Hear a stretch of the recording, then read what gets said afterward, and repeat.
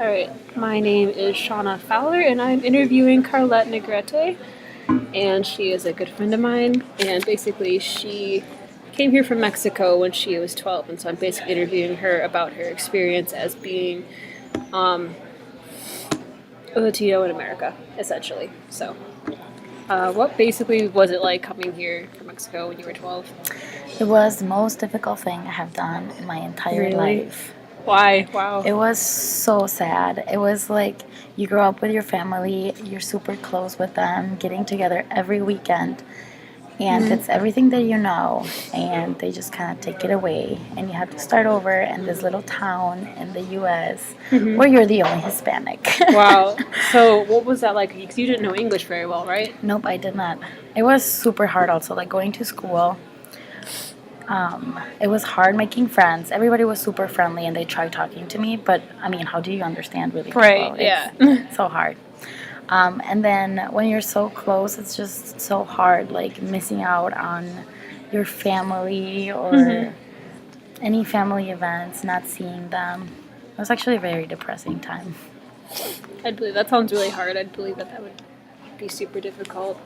But it's good that like people were like, really friendly, and like Yes. in like a small town. Do you think that that affected it? The fact that like, it was a closer knit community. Do you think you would have harder issues not knowing English coming to America if you were in like a large city? Do you think that would have changed Oh, your experience? definitely. And actually, it was just recently, now that I'm learning a little bit more about the education system in the US and looking at some cases, for example, here in Milwaukee, like when I hear about people who don't speak any English, and sometimes the professors have no idea, and the parents don't do anything to Really? let like anybody know. So, of course, the kids are having Yeah, terrible I'm grades. sure. And for me, like, yeah, I was like super depressed and just kind of close minded for the first year or so being Right. here. But now when I look back, family, friends were super supportive. They made sure we had somebody translating for us for the first few years. They made it, they invited us to all of their family events, Oh wow, that's really good. camping, and it was pretty fun. Stop. Hold on. I did. Okay. I was just checking.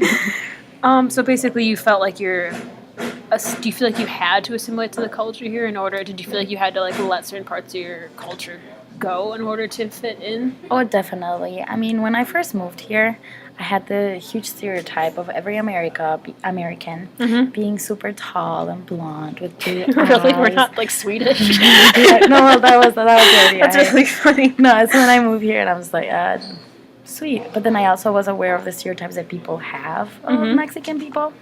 So it was more like sometimes it's like weird speaking Spanish in public places.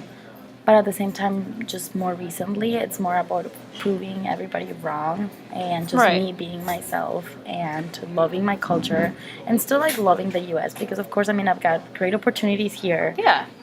And I do like appreciate Milwaukee and my parents coming here so much.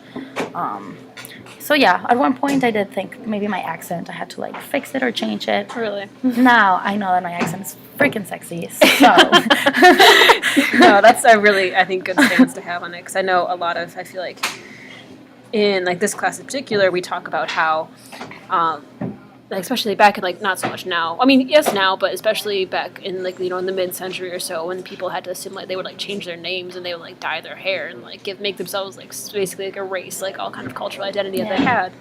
And that's really sad. So I'm really glad that like you are like basically proud of your culture and like as well as like you can embrace both American and like Mexican aspects of yourself. yes.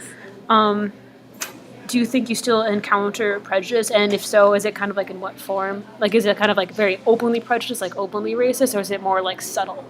I think it's more subtle, definitely, but I still see it. Like whenever I go grocery shopping with my mom, if we are speaking Spanish, sometimes you get the looks.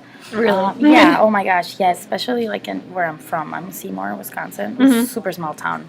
Like now, more recently, there's more Hispanics in the area, but beforehand, like we were the only ones. And being up north, a little more close-mindedness around. Yeah. I can So you still understand see that. it.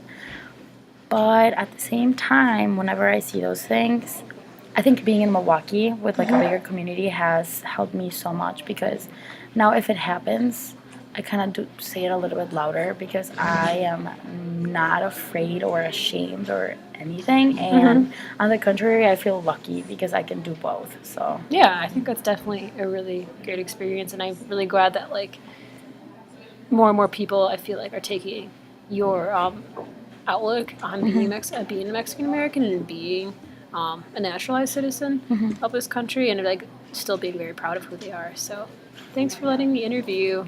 oh, not a problem. Yay! Okay.